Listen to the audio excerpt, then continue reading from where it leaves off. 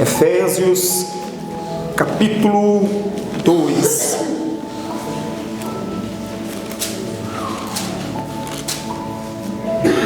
Efésios, capítulo 2.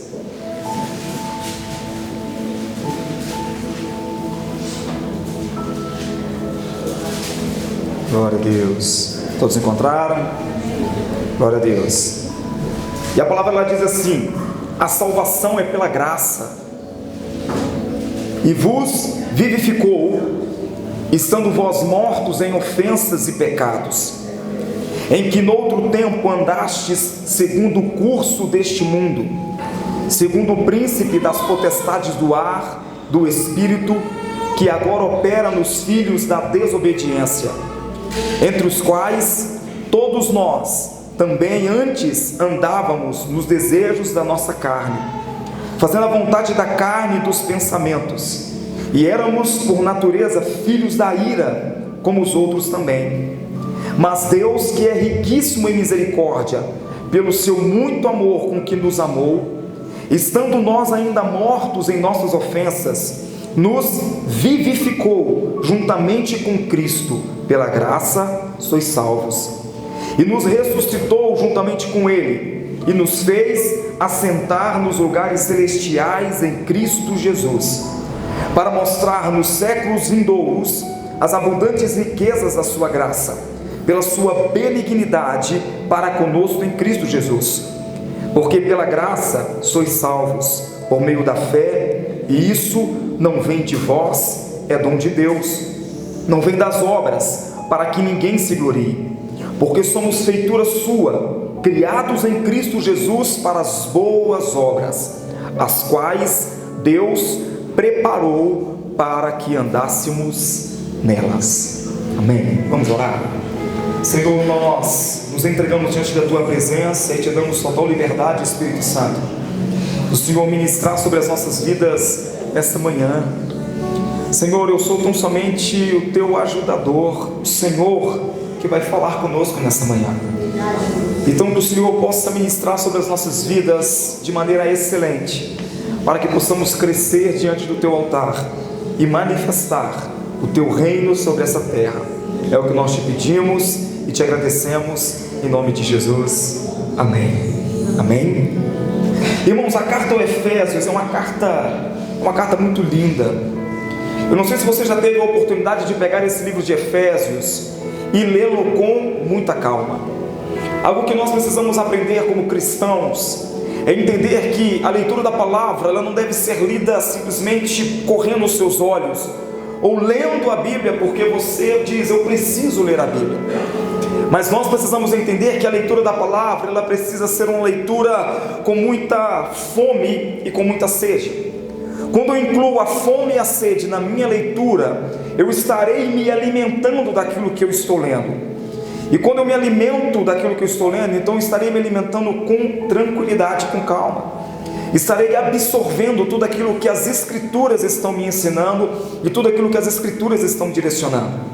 A carta aos Efésios é completamente diferente das demais cartas de Paulo. Nós encontramos Colossenses que tem uma certa ligação com Efésios, porque você vai perceber que a igreja de Efésios era uma igreja que na verdade ela estava caminhando literalmente no Senhor. Assim como nós encontramos o início da igreja primitiva no livro de Atos, o princípio de tudo aquilo que Cristo estava fazendo, nós encontramos em Efésios, Paulo ele mandando uma carta através de Tíquico para estruturar a igreja, não simplesmente para exortar, não para ensinar ou fazê-los com que eles voltassem para o caminho, mas para dar-lhes crescimento. Todos esses versículos que nós acabamos de ler, eles são muito importantes. Mas um dos versículos aqui que é interessante no livro de Efésios capítulo 1, é no versículo 15 que diz assim: pelo que ouvindo eu também a fé que entre vós há no Senhor Jesus, e a vossa caridade para com todos os santos, não cesso de dar graças a Deus por vós, lembrando-me de vós nas minhas orações. para que o Deus de nosso Senhor Jesus Cristo, o Pai da glória, vos dê em seu conhecimento o espírito de sabedoria e o espírito de revelação.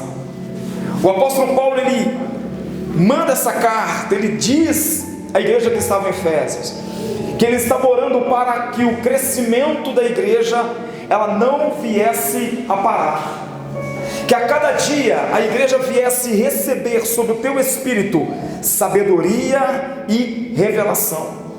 Sabedoria para andar nos caminhos do Senhor, e revelação para entender aquilo que Cristo estava ansiando e desejando para a igreja, para que ela viesse manifestar a glória do Pai e não a glória do homem. E Paulo então ele começa a direcionar essa palavra para os Efésios, para a igreja que estava em Éfeso, e no capítulo 2 fala sobre a salvação pela graça. E o título dessa mensagem, meu querido, é Salvos pelo Amor. E você vai entender o porquê o Senhor colocou esse título no meu coração. Entenda que a graça, pelo significado, diz que é algo dado não por merecimento, é um favor imerecido, dado por amor e não porque nós merecemos. E a graça de Cristo, na verdade, ela está praticamente, a graça de Deus, na verdade, ela foi derramada sobre nós, através de seu Filho amado, através de Cristo Jesus. Cristo é a expressão da graça de Deus, porque Deus amou o mundo de tal maneira e enviou o seu Filho para morrer na cruz por nós. Essa é a graça, é o amor revelado em uma pessoa que andou sobre a terra. É o amor revelado sobre uma pessoa que manifestou a vontade de Deus. É o amor revelado sobre uma pessoa para trazer transformação e crescimento para a sua igreja, para o seu povo, para a salvação, para o resgate de um povo que estava perdido. No versículo 1 que nós lemos, diz assim: vos vivificou, estando vós mortos em ofensas e em pecados. A palavra vivificar, meu querido, significa dar vida, animar, restituir, reanimar. Quando a Bíblia diz que nós estávamos mortos nos nossos pecados, nas nossas ofensas, nos nossos delitos, e Cristo nos vivificou, é reanimar aquilo que estava morto, é transformar aquilo que estava necessitando de mudança. E a morte de Cristo na cruz do Calvário trouxe essa vivificação. Quando a Bíblia fala sobre ofensas, está falando sobre delitos. E delitos, meu querido, ele traz o significado de qualquer ação ou comportamento que infrinja uma lei estabelecida, uma ação punível pela lei. Delito é tudo aquilo que vai contra a ordenança do Senhor. Delito é tudo aquilo que vai contra as palavras e o mandamento de Cristo para a sua igreja. E quando a Bíblia diz que Ele nos vivificou, porque nós estávamos mortos nos nossos pecados, é isso. Estávamos caminhando ao contrário daquilo que Cristo havia nos ensinado. E quando nós caminhamos ao contrário daquilo que Cristo nos ensinou, ou daquilo que Ele nos mandou fazer, ou o caminho que Ele nos mandou trilhar, caminhar e andar por Ele, significa que nós estamos entrando em um caminho que vai nos levar à morte, porque no mesmo Cristo disse: eu sou o caminho, a verdade e a vida. Não existe outro caminho a não ser esse. Então Cristo, Ele trouxe essa reanimação, Ele trouxe essa vida, Ele depositou essa verdade sobre nós, para que nós pudéssemos expressar a sua verdade. Quando nós andamos no caminho, quando nós andamos na verdade, nós expressamos o seu caminho e expressamos a sua verdade. Quando expressamos a verdade de Cristo, nós conseguimos transformar a mentira na vida de alguém com a verdade que está em nós. É por isso que Cristo disse que nós somos a luz deste mundo. Aqueles que estão em Cristo, eles são a luz que brilha em meio à escuridão. Porque a palavra diz que o mundo jaz no maligno, o mundo está em trevas. E se o mundo está em trevas, então Cristo nos chamou para a luz, para brilhar sobre as trevas e para mostrar para aqueles que estão andando na escuridão que existe um caminho. Todos nós já passamos por uma situação onde nos encontramos em um local completamente escuro, em um local onde nós não conseguimos enxergar um palmo à nossa frente. Mas quando nós conseguimos então acender uma lanterna, conseguimos acender uma vela, nós nos sentimos bem, porque nós saímos de uma penumbra para um ambiente iluminado. E quando nós então entramos nesse ambiente iluminado, através de uma lanterna e através de uma vela, nós conseguimos enxergar tudo aquilo que está ao nosso redor. E é isso que Cristo está nos chamando para ser. Essa luz que vai mostrar a verdade para aqueles que não estão enxergando aonde eles estão. Porque muitos estão andando num caminho de morte, mas por não ter a luz, não estão enxergando o caminho que eles estão andando. A Bíblia diz que Satanás, ele cegou o entendimento dos incrédulos. E o que significa entendimento? Só para você entender. Entendimento significa a faculdade de avaliar os seres e as coisas, julgamento, opinião. Fala sobre uma cauterização mental. Eu já disse isso algumas vezes aqui. A cauterização mental é a mente que perdeu a sua sensibilidade com relação àquilo que ela está vivenciando. Ela não sente absolutamente mais nada. Cauterizar significa queimar o lugar que está ferido, queimar literalmente. E quando se queima esse local que está ferido, a tendência é que aquele local ele venha a perder a sensibilidade ao toque. E se ele perde a sensibilidade ao toque, se você cortar neste mesmo lugar, provavelmente você não sentirá tanta dor quanto deveria sentir, porque o lugar está praticamente morto. Quando a Bíblia fala que Satanás ele cegou o entendimento dos incrédulos, é isso. Ele cauteriza a mente para que eles não compreendam e não enxergam, não entendam o caminho que eles estão andando, não consigam ver a morte que eles estão vivendo. Mas nós fomos alcançados por essa luz, fomos alcançados por essa graça, fomos alcançados por esse amor, para manifestar esse amor. E Cristo manifesta o amor dele através de mim e através de você, quando falamos do seu amor. Os apóstolos, eles foram aqueles que espalharam a graça, espalharam o amor do Pai pela humanidade. E aqueles que assim ouviram, entenderam e compreenderam, foram alcançados, foram arrebatados de um mundo de trevas para viver em uma luz. E essa luz que nós estamos vivendo, ela brilha em nós. Ela não pode ser ofuscada pelo pecado. Ela não pode ser ofuscada pela mentira. A verdade, ela precisa prevalecer. A verdade, ela precisa ser genuína em mim e em você. A verdade, ela precisa tomar a minha totalidade e a sua totalidade, porque se a verdade de Cristo, ela não tomar a minha totalidade, as minhas atitudes, elas não serão coerentes com aquilo que a palavra diz, com aquilo que a palavra ensina. Porque o filho, ele sempre ouve o pai. E se nós somos filhos, como a Bíblia diz, então nós precisamos obedecer ao pai. João capítulo 1, versículo 12 diz que somos filhos do rei, filhos do pai, filhos de Deus. Mas muitos de nós, como filhos, estamos sendo filhos rebeldes. Não estamos ouvindo a palavra, os mandamentos e os ensinamentos do Senhor. E precisamos então permitir com que Ele venha curar a nossa mente, com que Ele venha curar os nossos corações, com que Ele venha curar o nosso entendimento, para que possamos expressar a verdade genuína do Evangelho de Jesus. O Senhor é maravilhoso, irmãos. Glória a Deus. E é interessante porque lá no Evangelho de João, capítulo 1, versículo 9, você pode abrir comigo, por favor? Evangelho de João, capítulo 1, versículo 9.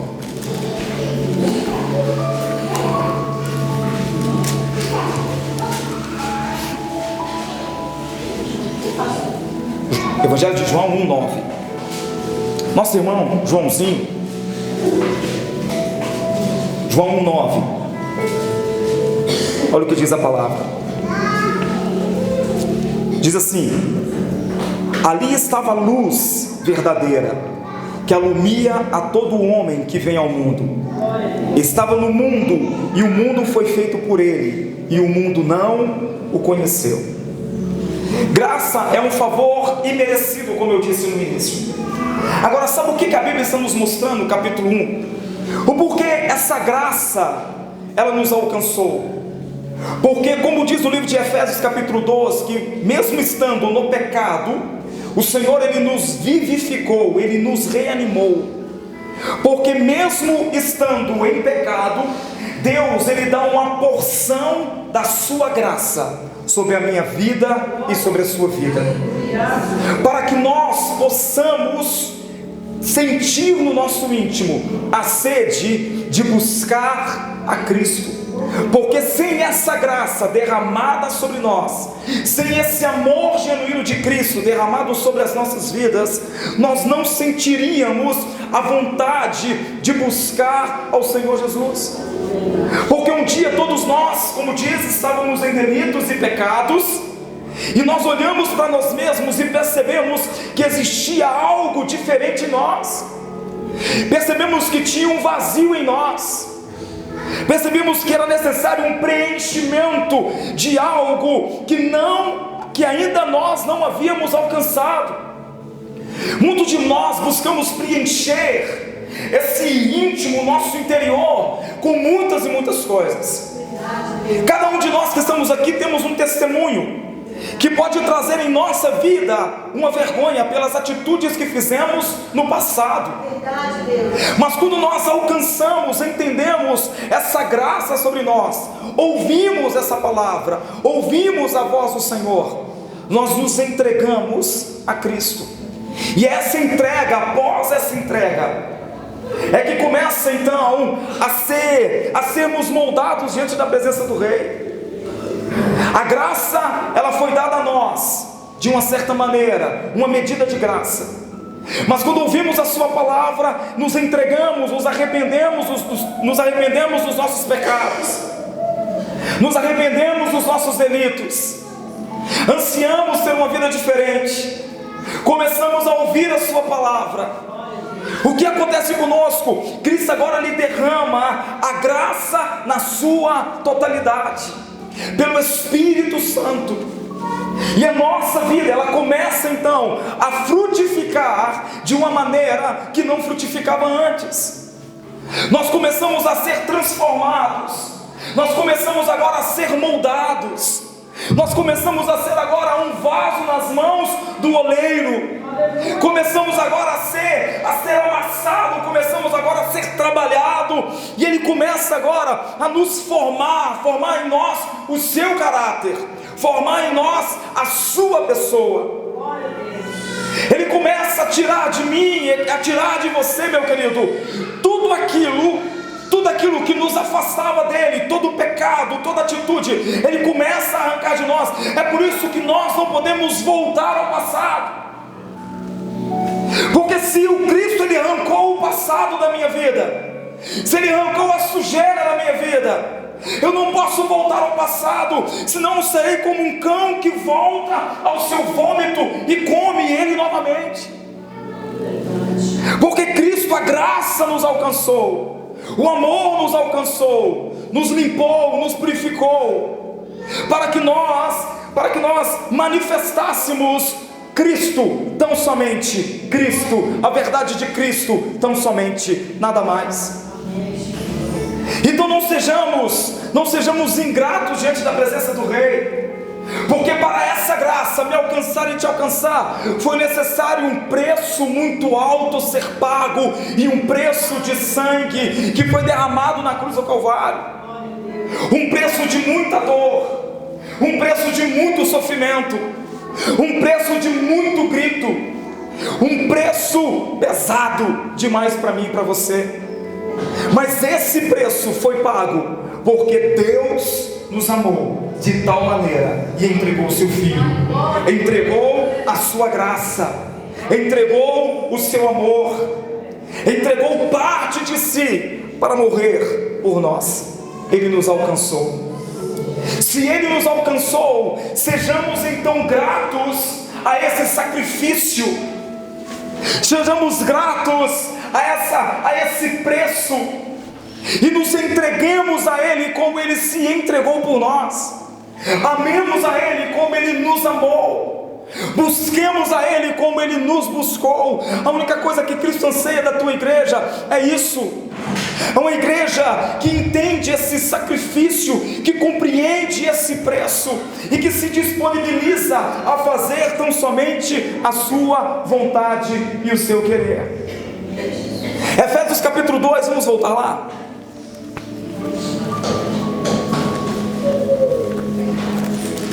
Efésios capítulo 2, vamos lá. É interessante quando você lê o livro de Efésios, no capítulo 2, você percebe que o apóstolo Paulo, ele começa a trazer à memória as atitudes e a vida da igreja de Éfeso no passado. Agora entenda uma coisa, ele não traz o pecado à realidade, ele traz as atitudes. Olha o que ele diz no versículo 2: em que noutro tempo andastes, segundo o curso deste mundo, segundo o príncipe das potestades do ar, do espírito, que agora opera nos filhos da desobediência. Nos filhos da desobediência. O apóstolo Paulo, ele não fala de pecado algum. O apóstolo Paulo, ele não dá nome a pecado algum. Ele não traz à memória nenhum ato. Mas ele diz: um dia nós andávamos em pecado, um dia nós andávamos em delitos, um dia nós andávamos segundo o curso deste mundo, mas a graça de Deus nos alcançou. Eu e você não precisamos trazer à memória aquilo, meu querido, que vai nos trazer lembranças, que vai nos matar. Você não precisa trazer à memória dos dias em que você estava talvez se embebedando, prostituindo, adulterando, no dia em que você estava caído, no dia em que você estava completamente na imundícia. Você não tem que trazer à memória isso. Mas você tem que saber e entender que um dia nós, assim como a igreja de Éfeso, estávamos andando no curso deste mundo. E qual é o curso deste mundo? Não é produzir vida para mim e para você. O curso deste mundo é conduzir o homem para a morte. Não só a morte espiritual, mas o curso deste mundo é conduzir também o homem à morte física, porque determinadas atitudes conduzirão o homem a perder não só a sua alma, mas a morte física, a perder não só a sua alma diante do pecado, mas também a perder a sua vida, a morte física. E todos nós andávamos, então ele traz à memória um ato que cometíamos, um ato que fazíamos segundo o príncipe da potestade do ar. Que príncipe é que é esse? Satanás. O curso deste mundo, ele está sendo manipulado por Satanás. A Bíblia diz: o mundo jaz no maligno. Irmãos, isso é muito complexo, mas é muito simples. Porque da mesma maneira que Satanás, ele está reinando, ele está governando, ele está direcionando o mundo, mas existe também o poder de Deus que também está sendo manifestado sobre esse mundo. E o poder de Deus, ele é manifestado sobre a minha vida e sobre a sua vida. Entenda uma coisa, não é dualismo. Nós estamos falando aqui de dualismo. Não estamos falando que Satanás e Deus estão lutando de igualdade. Satanás, ele nunca chegará ao nível da estatura do Deus que nós servimos. Mas entenda uma coisa: existe um tempo determinado para todas as coisas debaixo do céu. E da mesma maneira existe um tempo determinado para o dia em que Satanás ele será destituído deste trono, onde o domínio dele sobre este mundo estará sendo arrancado dele, e ele estará sendo jogado, estará sendo destruído, estará sendo enviado para um sofrimento eterno, conforme nos diz no livro de Apocalipse. Mas enquanto esse tempo ainda não chega, o inimigo ele continua a influenciar. Mas Cristo ele nos chamou, ele me chamou e te chamou para influenciar também a humanidade.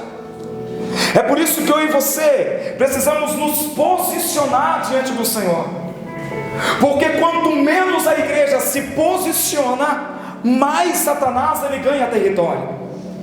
Quanto menos nós nos posicionamos, mais Satanás ele arrebata vidas.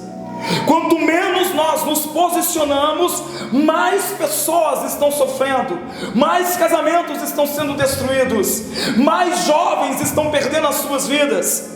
Mas quando nós nos posicionamos diante do Senhor, a história ela começa a mudar, as coisas elas começam a ser modificadas, porque nós somos aqueles que levamos a luz da palavra, a luz do Evangelho, a luz da salvação, a luz da transformação, levamos a vida abundante que está sobre nós. É por isso que essa graça que nos alcançou, ela não termina em mim e ela não termina em você. Esse favor imerecido, da mesma maneira que me alcançou, ele precisa alcançar alguém. Essa graça, ela é maior do que nós podemos imaginar. Ela foi derramada sobre toda a humanidade. Esse amor imerecido, esse favor imerecido foi derramado sobre toda a humanidade. E existem pessoas lá fora que estão com um pouco dessa graça. Existem pessoas lá fora, como eu disse, ela tem uma porção dessa graça, só que ainda elas não compreendem isso. E quem vai ensiná-las o caminho para receberem a graça por completa? Somos nós. Quando nós nos levantamos como atalaias de Cristo, quando nós nos levantamos como voz em meio ao deserto, quando nós nos levantamos como propagadores de uma nova história, propagadores de um evangelho vivo e não um evangelho morto, de um Cristo vivo e não de um Cristo morto, quando nos levantamos com essa perspectiva de vida, com esse entendimento, essa graça ela começa agora a alcançar a totalidade daqueles que têm uma pequena porção. Por isso nós não podemos nos calar, nós precisamos abrir a nossa boca, nós precisamos nos posicionar diante do Senhor. Amém? Glória a Deus. Aleluia. Evangelho de João, capítulo 5, 24. Olha o que diz, vamos lá rapidamente.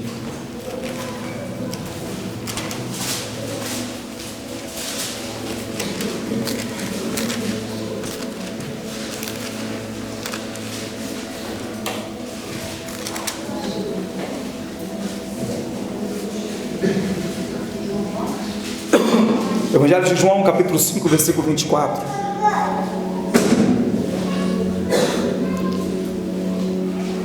Vivificar, como eu disse, é dar vida, animar, restituir, reanimar.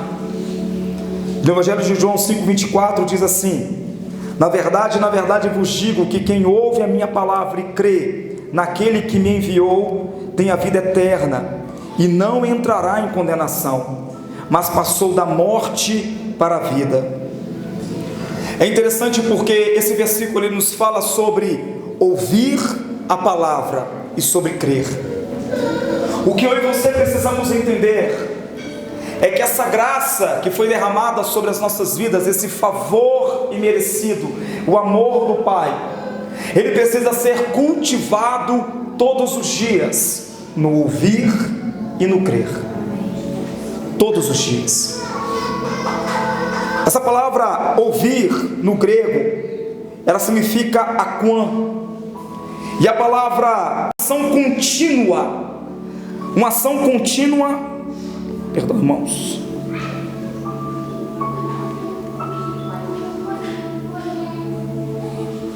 uma ação contínua daquele que está ouvindo e daquele que está crendo. Então nós precisamos entender que a palavra de Deus é que vai gerar no meu íntimo todos os dias o crer no Senhor. A palavra de Deus, quanto mais eu ouço, mais eu creio. Quanto mais eu aprendo, mais eu cresço. Quanto mais eu absorvo, mais eu manifestarei aquilo que o Pai tem para mim. Vocês conseguem entender isso? Olha para você ver o que a Bíblia nos diz. Quando nós pegamos o Evangelho, nós encontramos a Bíblia nos dizendo que Cristo, Ele estava com os seus discípulos durante 3 anos e meio, e durante todo esse período, a única coisa que Cristo fez foi ensinar os seus discípulos. Ele tão somente ensinou, Ele falou do amor do Pai. Ele estava gerando no íntimo deles uma fé incondicional. Ele estava gerando no íntimo deles uma fé que rompia as barreiras, uma fé que rompia o tempo e que rompia a distância. A Bíblia diz: vós sereis a minha testemunha, tanto em Jerusalém, Judéia, Samaria, até os confins da terra. É uma fé que transcende não só o local, mas também a distância e o tempo. E estamos falando de uma época que a locomoção era algo muito difícil. Quando você ouve a palavra e você absorve a palavra, Deus, Ele gera em você a fé, e você não consegue enxergar a barreira para manifestar a vontade do Pai, porque se o Pai colocou isso no seu coração, ainda que os seus olhos não consigam enxergar aquilo que está no teu íntimo, a sua fé faz você ver, a sua fé te faz enxergar. É por isso que eu e você precisamos a todo momento absorver a palavra. Se você não absorve a palavra, você não consegue crer como deveria crer. Se você não absorve a palavra, você não consegue crescer como deveria crescer. Se você não absorve a palavra, você não se movimenta como deveria se movimentar. Aqueles que não absorvem a palavra vivem lamuriando as suas dores, mas aqueles que absorvem a palavra, eles vivem regozijando diante das suas dores. Porque quando eu entendo o que é a palavra em minha vida, não importa o que eu venha atravessar. Eu entendo que se na bonança eu estou vivendo um momento tão bom diante de Deus, então na minha luta eu também estou vivendo um momento bom diante de Deus. É por isso que os discípulos, a Bíblia nos mostra que eles foram açoitados, os apóstolos, eles foram açoitados e voltaram para casa regozijando por poder ter sofrido pelo nome do Senhor Jesus. Você consegue entender isso? Quando eu entendo a graça de Deus, o amor de Deus sobre a minha vida, quando eu compreendo isso, eu me lanço aos braços do Rei, eu me lanço a Ele para viver a sua vontade, porque ninguém jamais iria fazer isso por mim, e muito menos por você. Imagina você morrer por alguém que te ofendeu, você morrer por alguém que falou mal de você, você morrer por alguém que não te deu confiança quando você estava ensinando as verdades e que preferiu permanecer na mentira do que permanecer na verdade. Nós nos ofendemos por pouca coisa, irmãos. Nós guardamos a ira e a raiva no nosso íntimo por pequenas coisas. Ficamos com raiva uns dos outros por coisas tão ínfimas. Mas a graça do Senhor, Ele ultrapassou a dor, Ele foi maior do que as chibatadas, Ele foi maior do que uma lança, Ele foi maior do que uma cruz, a graça foi maior do que os espinhos, a graça foi maior do que os pregos, a graça foi maior do que a morte, a graça foi maior do que o choro. Aonde abundou o pecado, superabundou a graça. Oh Deus!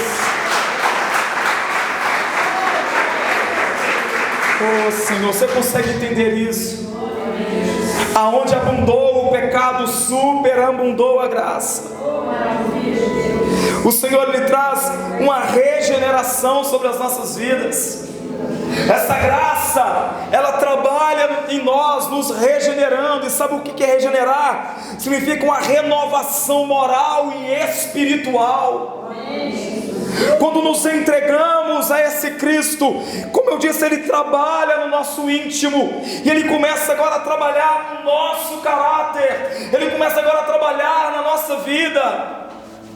É por isso que Ele chamou um publicano, irmãos, um homem que defraudava as pessoas. A graça, ela não olha quem é o ladrão, não olha quem é o homicida, ele não olha quem é o estuprador. A graça olha o íntimo. E se aquela pessoa, sendo ele ladrão, estuprador ou homicida, ele ouviu a voz da graça, a voz de Deus, a voz de Cristo, essa mesma graça alcança este homem. Aleluia. E agora essa mesma graça trabalha no moral desse homem, trabalha no íntimo desse homem. A nossa mentalidade não consegue entender isso.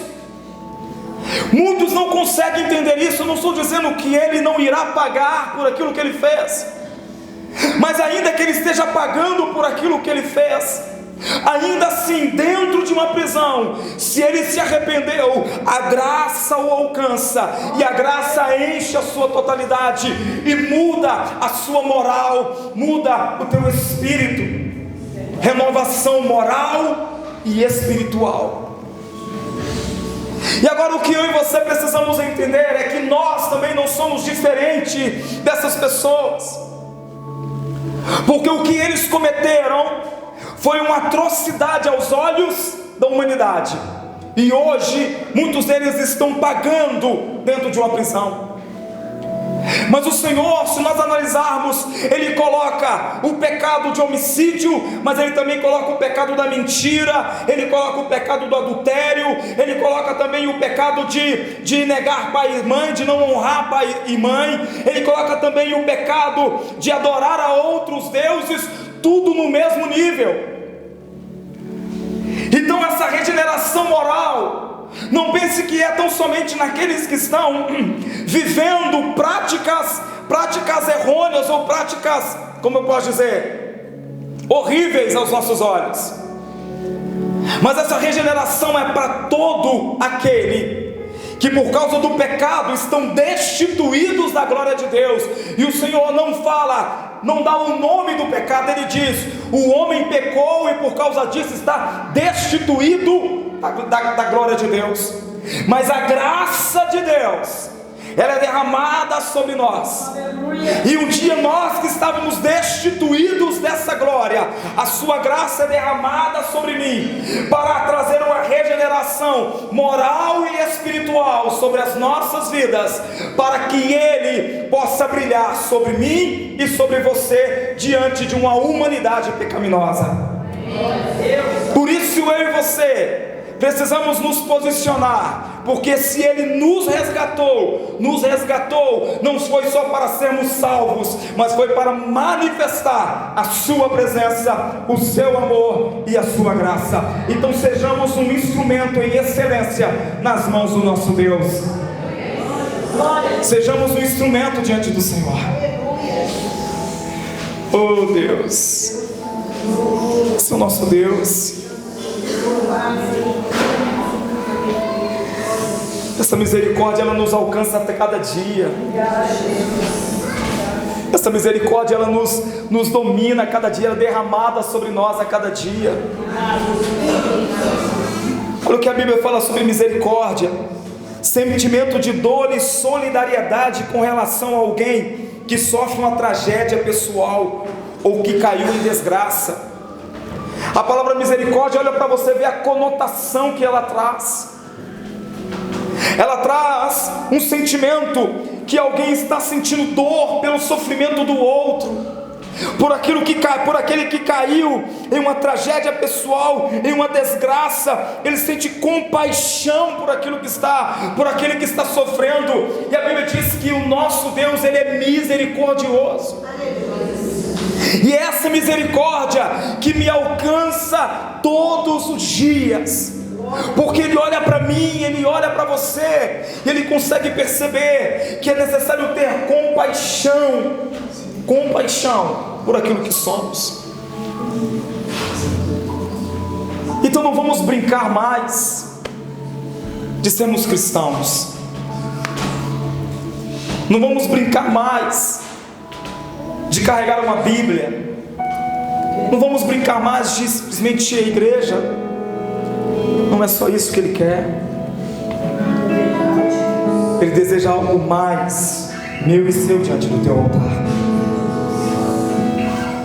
Irmãos, foi necessário muito suor para sermos salvos. Você pode se colocar de pé. Foi necessário muita dor, foi necessário muito sofrimento. Efésios diz que o nosso Deus, Ele é riquíssimo em misericórdia. Versículo 4 diz assim: mas Deus, que é riquíssimo em misericórdia, pelo seu muito amor que nos amou, estando nós ainda mortos em nossas ofensas, nos vivificou, nos renovou novamente, juntamente com Cristo. Pela graça sois salvos. Então não pense que nós estamos aqui porque somos muito bons. Não, foi a graça do Pai, foi uma porção dessa graça que foi derramada sobre a humanidade. Só que nós temos ouvido essa voz, nós conseguimos ouvir essa voz, mas existe uma legião de pessoas que estão com seu entendimento cego diante do Senhor. E nós somos aqueles que estaremos gritando, assim como João Batista. Ele começou a dizer: arrependei-vos, porque é chegado a vós o reino dos céus. João Batista, ele começa a ensinar a palavra, ele começa a ensinar o arrependimento, mas ele também começa a ensinar o que era pecado. Ele ensina também o que era distanciamento do rei. E nós somos essa voz, somos a voz que vamos dizer em meio ao deserto: arrependei-vos, geração incrédula. Arrependei-vos, porque Cristo está voltando. Arrependei-vos, porque o seu amor já foi derramado. Arrependei-vos, porque uma porção da graça já foi derramada. Arrependei-vos, porque Ele nos amou primeiro. Você pode colocar a sua vida diante do Senhor nessa manhã. Você pode se lançar diante dEle nessa manhã e dizer: Senhor, eu quero reconhecer essa graça, eu quero reconhecer esse amor que foi derramado por mim, porque o Senhor me vivificou, o Senhor me animou, o Senhor me deu vida novamente, me regenerou novamente, para manifestar o teu amor, para manifestar a tua graça e a tua verdade.